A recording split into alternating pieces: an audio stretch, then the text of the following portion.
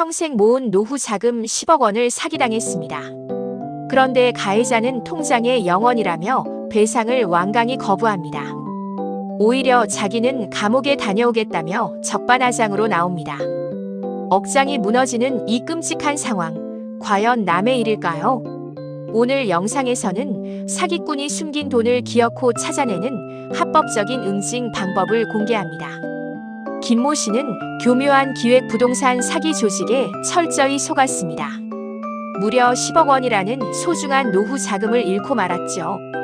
다급히 경찰에 고소장을 냈지만 주범은 이미 돈을 빼돌렸습니다. 차명 계좌로 수익금을 세탁하고 무일푼 행세를 한 겁니다. 김 씨는 식음도 전폐한 채 매일 밤을 눈물로 지새웠습니다. 지푸라기라도 잡는 절박한 심정으로 저 안심 법무사를 찾아오셨습니다. 의뢰인의 피눈물에 저는 당장 두 팔을 걷어붙였습니다.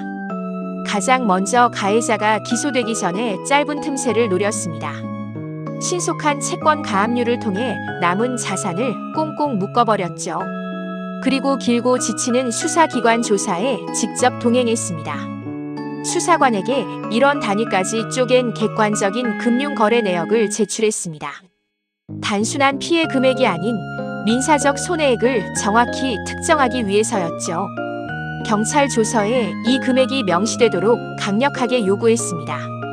드디어 재판이 시작되자마자 배상 명령을 신속하게 신청했습니다. 검사의 공소장과 완벽하게 일치하는 범죄 일람표를 법원에 냈죠. 결국 법원은 피고인에게 무거운 유죄와 함께 배상을 명령했습니다. 하지만 악질적인 가해자는 여전히 배째라며 끝까지 버텼습니다. 우리는 여기서 결코 멈추지 않았습니다. 곧바로 관할 법원에 재산 명시 신청을 접수했습니다. 거짓 목록을 내면 감치 재판으로 구속된다고 턱밑까지 압박했죠. 결국 막강한 공권력의 압박을 견디지 못한 사기꾼은 무너졌습니다.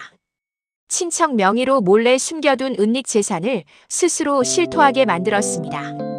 치밀한 추심 전략 덕분에 김 씨는 10억 원을 무사히 되찾았습니다. 여기서 잠깐 핵심 내용을 확실하게 정리해드리겠습니다. 수사 초기 채권 가압류는 선택이 아닌 필수입니다. 경찰 조사 시 금융 거래 내역은 1원 단위로 제출하세요. 형사 재판 중에는 반드시 배상 명령을 신청해야 합니다. 가해자가 버티면 재산 명시 신청으로 강력히 압박하세요. 여기서 일반인들이 가장 많이 속는 법률 사각지대 3가지를 짚어드립니다.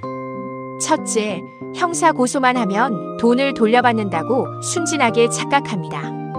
경찰은 사기꾼을 잡아줄 뿐 여러분의 잃어버린 돈을 찾아주지 않습니다. 둘째, 경찰 진술에서 피해액을 대충 뭉뚱그려 말하는 실수입니다. 정확하고 객관적인 증거가 없으면 배상 명령 자체가 기각됩니다. 셋째, 무조건 비싼 민사소송부터 걸라고 부추기는 브로커를 조심하세요. 형사 절차 안에서 해결할 수 있는 가장 빠르고 확실한 길을 놓치게 됩니다. 수많은 사건을 해결해온 전문가의 시선으로 단호하게 말씀드립니다. 대법원 2011도 1만 853 판결을 머릿속에 꼭 기억하십시오. 피고인의 배상 책임 범위가 명백하지 않으면 법원은 명령을 내리지 않습니다. 그러니 억울하다고 울고만 있을 시간이 전혀 없습니다. 지금 당장 통장 거래 내역부터 엑셀로 깔끔하게 정리하십시오. 그리고 소송 촉진 특례법 제25조에 따른 배상 명령 제도를 철저히 준비하십시오. 반성 없는 악질적인 범죄자에게는 자비 없는 법적 강제만이 유일한 정답입니다.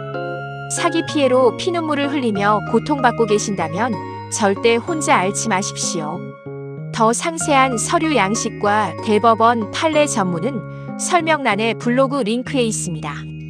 지금 바로 안심법무사 채널을 구독하시고 여러분의 소중한 재산을 지켜내시길 바랍니다.